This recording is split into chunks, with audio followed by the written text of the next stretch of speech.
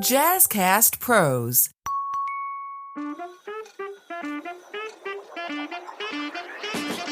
Hi, I'm Kelly. And I'm Kelly, the hosts of Getting Real with Bossy, the real, raw, and honest podcast about small business ownership. With our experience, 9 businesses and over 25 years, we continue to bear it all and share what we wish we had known. We move past the must be nices and start getting real. You've got Kelly and Kelly today in new locations. Yes. Traveling around. Yeah, I'm in my home office today, and you are in your new office, so it'll be interesting. We'll see how it goes. Hopefully everybody can hear us okay. And if you can't, Jazzy, please fix it. You're right.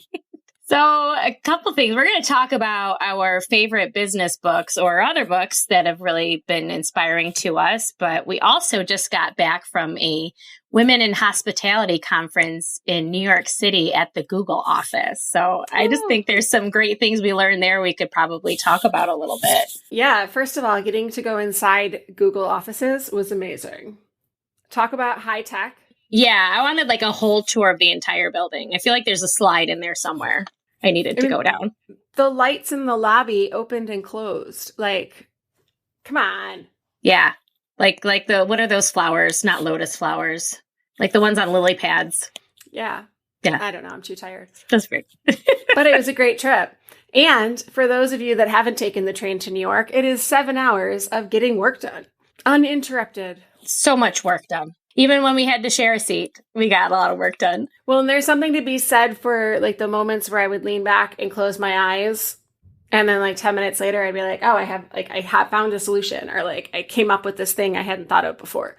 Because you just have those moments where you're allowed to be in your own thoughts. And I feel like being in an office or even working from home, like you're still not removed. You sit back, but you're like, oh, I could throw in a load of laundry. Oh, that's dusty. Oh, I got to do this. Oh, I haven't mowed the lawn. You know, you have like all those things in your way and all of those walls up where when you're literally leave town, you can sit down and just be like, oh, right. A solution I didn't even know I was looking for. Or those just like those times where you actually do fall asleep. Those little like brain breaks are so important. And I can't do that in my office. I mean, I probably could if I tried, but it's not the same. And the rocking and the motion of the train to me so relaxing. So I love it. I love the train. So it's a whirlwind trip. Yeah. If you're stumped, just jump on a train, even if you just go like, to Syracuse and back. Yes, definitely whirlwind trip. We got in at 4:00 on Monday and we left at 10:00 on Wednesday. But we got to hear from some really amazing speakers. And I'll tell you, one of my biggest takeaways, and we posted it in the group yesterday, and so many people commented, was this woman who's talking about like how to manipulate your time, buy back your time, which is something we'll discuss soon.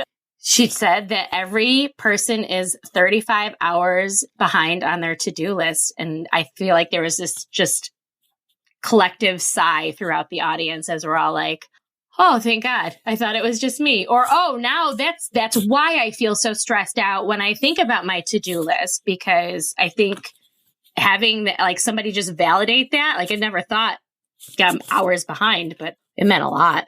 And that's the average person. So think about business owners. I feel like our to-do list, because we have our personal to-do list, like everyone does, and you have like your basic work. Right. But then we're constantly working on like growth and leadership and training and evolving and pivoting. So like all of those to-dos, and then throw a conference in, right, where you're writing down all the things that you want to accomplish, because you're like, oh, I took this time and I learned these things and I want to implement them. And now you're like, oh, I'm just going to put them on my to-do list. Right. That's the never-ending to-do list. So we're probably a good 50 hours behind on average. I agree. How many hours are in a week? I think that's the amount of hours. I'm not doing math right now, but I am too tired as well. Exactly. I haven't caught up yet. No, me neither. It was great. And I really loved the woman who spoke about meditating and being in your place, because there's so much to be said for that, because your place isn't the place you are, and the place that you're sitting in is not always a great place. Right. And whether we're struggling or doing really well, we have to acknowledge that, and like how our body responds to it and how we physically feel in those moments, because they're real. Right. And you don't have to try to change them. And you just have to acknowledge you're in them. Right. And I feel like that's huge. I agree. And I also love that she was like, you don't like it? Stop. Don't do it. Uh-huh. I was like, everyone tells you all the things to do. And she was like, this might work for you Mhm. or not. So don't do it. Right. And the other woman who talked about your joy and finding your joy and that it's okay if your joy changes. I think sometimes that's what business owners do, and they get doing the thing that they think it brings them joy. And sometimes, just like in relationships, people change. Your joy can change, and it's okay to stop and walk away. Yeah. I mean, it is. It's a relationship with other people. It's a relationship with a product. If it was somebody else's product, you'd walk away. Mm-hmm, exactly. If it was a job you didn't like, you would walk away. I think we don't I mean, yes, it's more difficult and there's a lot more things to consider, but it is okay to be done with a business. Yeah. That brings me to one of my first favorite books, which I don't know if you have it on you because I let you borrow it. Which one? Start with Why. Let's talk about Start with Why. Simon's name was brought up like I think 3 different times. I know. I was like, knowing that we were going to do this, I was like, wow, that's validating as well. I know. And I actually follow him now on Instagram. Oh, yeah. And just sometimes he puts these little posts up that just like remind you like it's okay. Right. Like you're okay.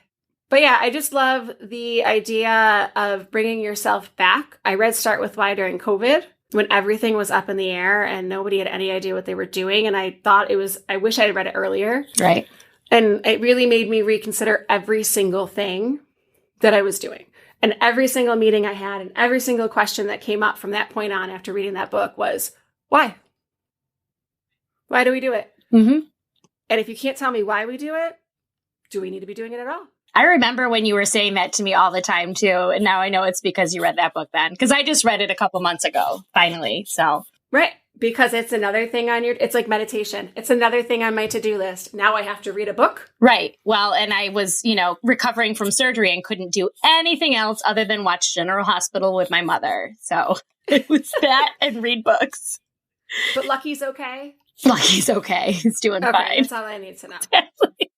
So Start with Why is just, if you know why you're doing it, customers are going to want to participate with you on the journey. Right. If you don't know why you're doing it, should you be doing it at all? Exactly. And I think, it's a very simplistic way. Right. And I think this book was written in 2009. And when I finished it, I was like, I think we can do a rewrite. But a lot of it still is so true. And I think before you start with why, you actually have to really know your why. And I don't know that everybody does. And once you really know that and you're communicating it, your staff are going to understand it. The people that you're trying to reach are going to get it. And it just becomes a leading thing in everything you do. Loved it. Yeah. All right. Want me to go next? This book I was terrified to read because I did not want to know the answer. And I read it a while ago, so I don't even remember all of it, but I do have some key points that I took away. And it is Why We Can't Sleep. Why We Can't Sleep, Ada Calhoun. And I don't want to know because I already know I can't sleep. I don't need to know anything. But it just really tackles that midlife crisis of the Gen X woman. And we talk about that. You and I, we grew up being told we can do it all. We can do everything. You don't have to be a secretary. You can be the CEO. You don't have to be a nurse. You can be the doctor. And that is some heavy shit to live up to. I remember a conversation with my mom when I was younger about how she couldn't understand why I was so stressed out about my life prospects because she was so excited for me to have so many opportunities that she didn't have. And I said, Mom, I can literally be anything.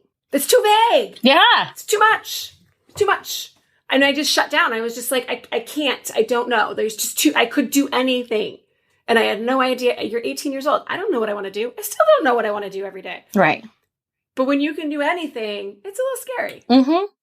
And what we're dealing with now it's just so different. And we minimize our struggles all the time. And what that does physically to our body is one of the things that makes us not able to sleep at night. And when you don't have sleep, you cannot live your best life. And I hate saying that because it's so cheesy. And I feel like if it's written on a board that you can buy at Home Goods, I should never repeat it. But you cannot live your best life if you are exhausted all the time. And I remember my therapist said to me one time when I was having a horrible time sleeping, and she's like, prolonged, inability to sleep, that sleeplessness, that exhaustion is not good. But day to day, every once in a while, it is okay because doctors sometimes work 36 hours straight and you still trust them and they still do their job. So like having a moment of sleeplessness is okay, but that long-term sleep, like inability to sleep, is important to kind of check in with yourself. Like we just said, you got to check in with your body. Something is not working in that horrible life, horrible midlife crisis of the Gen X woman is making us sleepless, and we gotta do something about it. I love when your therapist therapies me. I know, she's wonderful. I feel like I should just like slide her $5 every time. Right. And like it was one of those things where I was like, being up in the middle of the night would make me stress out about the very full day I had coming at me. And that would make me not sleep more and be more stressed out. She's like, you got to just acknowledge this. A day you're going to be tired. Some days you're just tired. You're still going to be able to do your job. Yep. You might need a third cup of coffee. Exactly. You're going to get through it. Mm-hmm. Might need a ride on the train. Just close your eyes for a minute. If only we had that kind of public transportation here, that'd be amazing. I would just ride the subway all the time. I was talking to Francesca in New York that she can now just like fall asleep from her living in Japan, that she can just fall asleep places and like wake up in time. Right. Like it's just normalized. And so she can go on the train to Long Island and just, I was like, I would be so stressed out that I wouldn't wake up. Right. That you wouldn't sleep. That I would totally miss. Yeah. Either not sleep or I would knock out so hard that I'd go to the end. Yep. Absolutely. But yes, the midlife crisis of the Gen X woman. Speaking of Gen X, I don't know if I've asked this question yet. Who taught you how to type? Jiva Theater. Like that's really. Did they actually teach you, or did you have to self? No, I never learned how to type. We always had a computer because that was part of my dad's job. So we had like the little computer with the black screen in the corner and the green letters, you know? So if you're a Gen Xer, you know exactly what I'm talking about. But I didn't use computers until like halfway through college. And then it was very minimal. And then when I worked at Jiva, we did a renovation. So I worked in the box office. So I was on the computer all the time and I did the education. So there's just like constant emails and working like to remove tickets and do all that stuff. So we did a remodel. We got all of this furniture from someplace that shut down. And my tray where the keyboard sat was broken and wouldn't come out. So I literally, that is how I learned how to like type, was because I could not see my fingers. So I'll be like, I could do this and try and type. But, you know, I had to have it under because just the way it was set up. And that's how I learned how to type. That's hysterical. So my husband's 5 years younger than me, which as we get older seems like less, but generationally we have this gap. And he made a comment. We were talking about the kids are learning keyboarding in like first and second grade. And so they're all in their homework. And I was like, oh, this would have been so handy. And he's like, well, of course you learned how to type. And I was like, no. And he's like, we didn't have computers in my school. No. Until my first email was when I went away to college. Same. And I had one professor that made you email in your assignments. And it was the little green letter the green screen letter, and I would type. Yep. Right. And I'm self-taught. And he didn't believe me. And he made a comment about, well, of course you had typewriting in high school, which of course I took as being like typewriting, like my mom did. And he was like, no, I didn't mean it like that. But we were in this weird transition. So there was typewriting and like that kind of typing class for the people before me. But because computers were starting, we were expected to bring in our assignments typed or on a computer, but I didn't have one at home. So my mom would bring home her word processor from work, which was like this big. And then she could type because that's the generation. So she would just read my long ass papers and just type without looking. And I would just watch her because I'd try. Right. And I'd be over there. She'd be like, move out of the way. You're going to take all night. And I would just it'd be done. I was like, sweet. So I learned how to type when I was like 20 in a college computer room. Do you know what the best part about being Gen X is? Figure shit out. We really do, right? I think that's probably the best generation for technology. Yeah? Yes. All right, I'm going to be a little crooked. It's okay. You're not crooked. Oh, nice.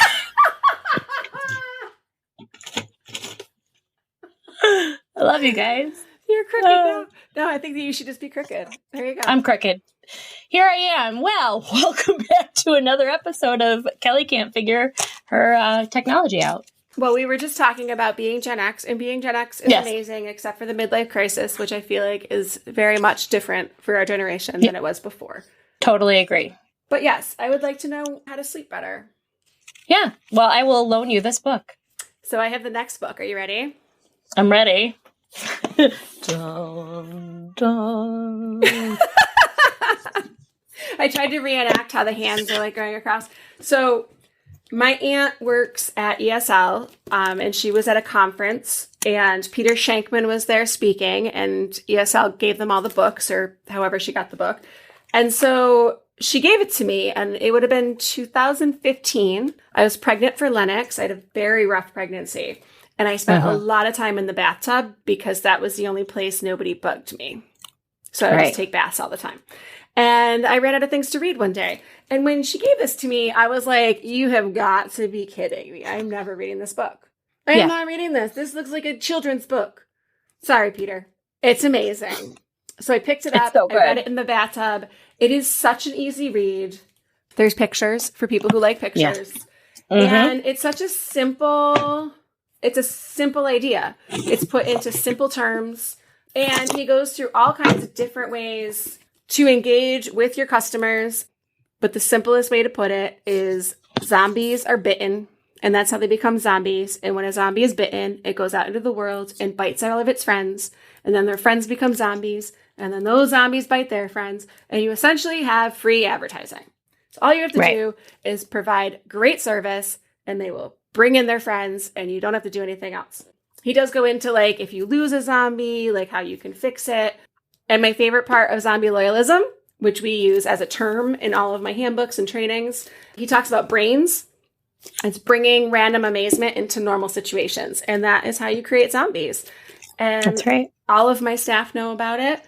I have a new business, and after learning about it, one of my new staff members every once in a while is just like, creating those zombies today. Oh, did it warm your heart? So Peter Shankman, shout out. Thank you. If you need a way to teach your staff the importance of customer loyalty. There you go. Yeah. And We should put together a training on zombie loyalism, I feel like. And my favorite part is when you lose a zombie and like talking about you're not perfect and you're not going to always win, but you can win them back. And I think some of my biggest loyal customers are customers I've screwed up on. But through being honest and open and talking to them and communicating, I've won them back. That's fantastic. So start with why, get some sleep, and create zombies. We're on a roll today, Kelly. Honestly. So the next book I want to talk about, I don't have with me because I think I loaned it out, but it is Buy Back Your Time by Dan Martell. Another one I'm like, I don't want to know. I already know I'm screwing this up. And there was some I wrote down, because I didn't have it, I wrote down like my 5 top takeaways from it. And not everything I agree with for like business ownership, but that's okay. So like the first thing, prioritizing your tasks, which is something that I found I would do like for the next day. And I'm going to prioritize everything that I have to do, because that's when I'm like in it and I know. And somebody, I don't remember if it was in the book or somebody mentioned, or I just started doing it in the morning, because I don't wake up the same way every day. And it's for 100 reasons. Also, my brain doesn't work the same every day, depending on what happens the day before or how I sleep. How you sleep. So every morning, that's when I can sit and prioritize what I have to do. And that was a game changer for me on like becoming more productive. I'm not I still struggle with it, but that was a huge one. And this part, and I'll like making those procedures and systems and procedures are so important. And I don't know why I don't do it more, because thinking back, like when we really started learning about HR and knowing like if we just had a full procedure on how we hire somebody, it wouldn't be so mismatch all the time. And I think you and I, when we were kind of creating our handbooks, we really started to do that and put this procedure into place. And it made everything seamless. Like, why am I not doing this more? And I have not implemented this. So sorry, Dan Martell, I'm failing at that one. One thing at a time. But I know it's important. Yeah, one thing at a time. Can you hire Dan Martell and use him to buy back your time? Just have him do it for you. Great. Exactly. So, yes, that's how I'm buying back my time. Time blocking, which has been really helpful to me, and putting stuff in my calendar that is just, this is what I'm doing and this is when I'm doing it. And if it's not a task that has to be completed by the end of the day, I would pick amount of time I'm going to spend on it. Like I'm only giving this 45 minutes, because sometimes Like if it's working on a website or marketing materials, like that is way more fun than other stuff. And I will take 2 hours on that when it's not something that's urgent. So time blocking has been huge. Talk a lot about that work-life balance, which is always a trigger to me because I'm never going to have it the way I want it. So we'll skip over that point. But learning to say no, learning to say no, I hate because I want to say yes to everything. And I think that's part of how we were raised, that Gen X thing. We can do everything. So we say yes to everything. All these books are so related, by the way. I did not plan this. But I think we gravitate towards those same kind of books for sure that have similar messages. Being able to say no and being able, like there is, so I'll use this one example. There's this, where we are downtown, there's a merchants association. And I feel very strongly about how it's going. It's going in such a great direction. It's doing things I've wanted to see this organization do for a long time, and I want to be a part of it. When it got going again, I got on the board and I was so excited.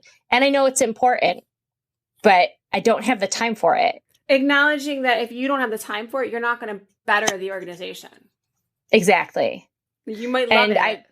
Right. But like they don't need me. I'm sure they think they do, or they want me to be there, but like I don't have the time for it. I'm not going to be doing my best. And what could I do with the time I was putting into that? And I stepped down from that board, which was so hard for me to do, but that bought me hours a week and I needed that. So I bought back my time. So I did something right.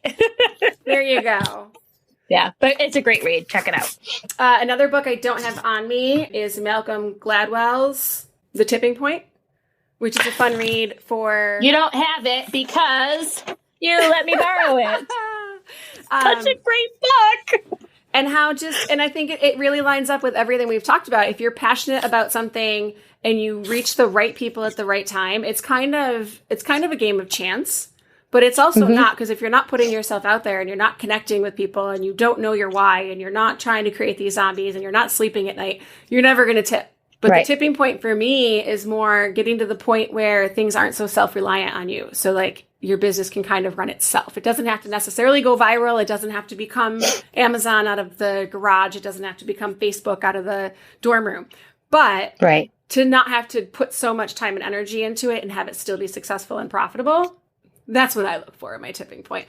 And I hit it in 2019. Yeah. And now I'm starting over. Well. Yep. Starting back.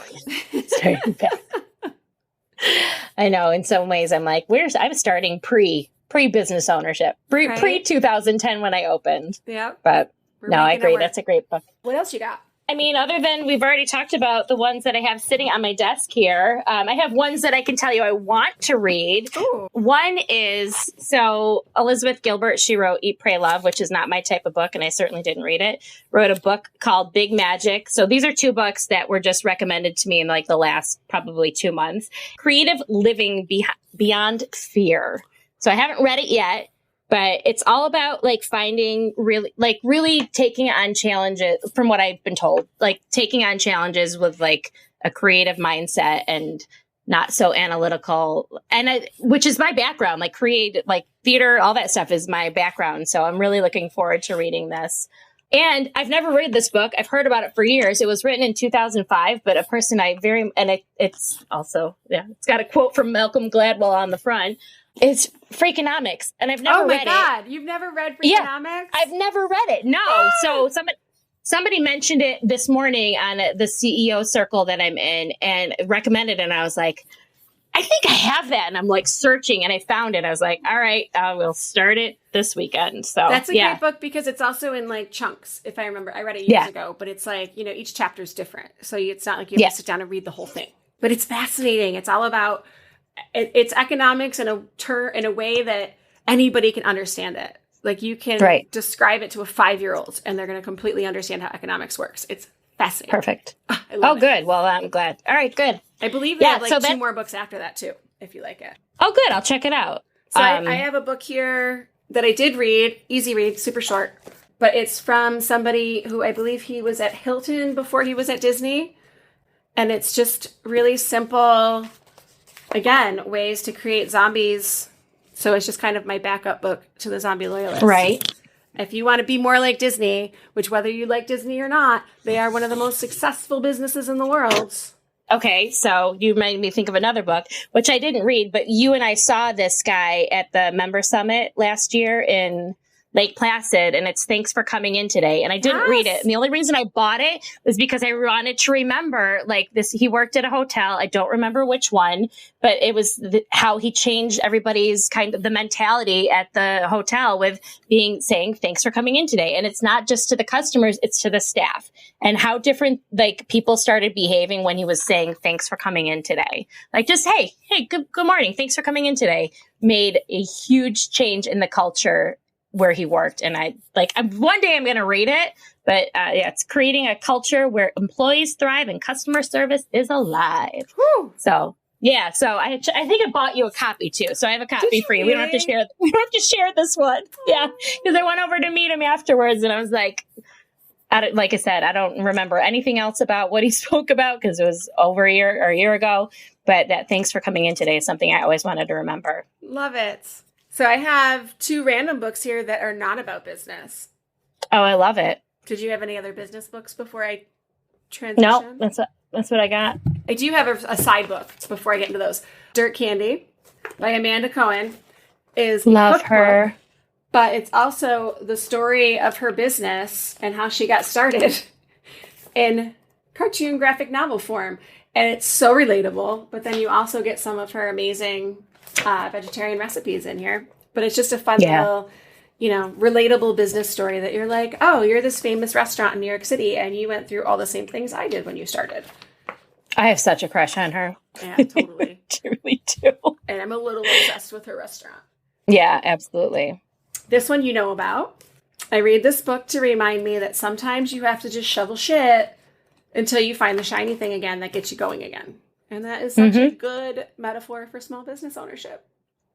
It is. It's such a good read, too. You start on the process and you're gung-ho and this is what you're going to do and it's going to be amazing. And then you're like, I don't fucking know what I'm doing. And then you're like, oh, I remember what I'm doing. Right. And then again, you're shoveling shit. But yeah, love The Alchemist. Mm-hmm. And then my last book was dropped off to me by my dear friend Kelly Bush. I'm tearing up.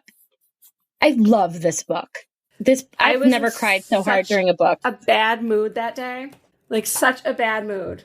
And not only the action of somebody dropping it off and getting a gift, but I read it all in one sitting because I was just angry and not sleeping. And it was 11 o'clock at night. And yes, I cried a lot. What do you want to be when you grow up? Kind, said the boy. I think sometimes being a business owner, you have to remember you're a person. You're not just your business. And reading books like this counts as work because getting your head right in whatever way you need to do it, whether it's meditation or reading or an act of kindness to somebody else or a run or whatever it is, go sit at a brook somewhere and watch the water. That's work. Right. I count that as my time on the clock because if I can't get the shit out of my head, I can't process any of this other stuff that we just talked about. I can't enact it. I can't make the policies and procedures. I can't be creative. Mm-hmm. So thank you, Kelly. You're welcome. And if there's any book that we mentioned today that you can just do that one. It's quick. I've never sat through a book and taken pictures of pages more. And they're so beautiful. Quick, but I'm like, no, but this is my favorite. And then Don and I would compare, what pictures did you take? What was your favorite? And I'm like, I have 30. Even the little sketches are beautiful. And then some of them are in color. So not only is it quick and easy, but it's such a work of art. It was such a great gift. I'm glad you liked it. My brother-in-law mentioned it to us and we're like, no, he mentioned some stuff and it's never, this was, it was perfect. I did not have high expectations when he was describing it to me, just the way he was describing it. And then when I got it, I was like, yeah, best brother-in-law ever. Yeah, it was wonderful. So yes, yeah. Bossy World, tell us your favorite books. What should we read next? Mm-hmm. What have we not mentioned that you loved? Because there's so many great books out there. You can share it at bossyrock@gmail.com. Tag us in a post if you want to share it to the world. because we're all looking for something to read, at Bossy Rock, ROC.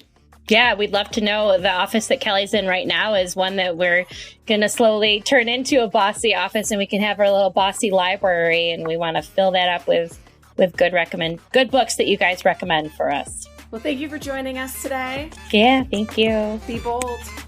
Be brave. Be the boss.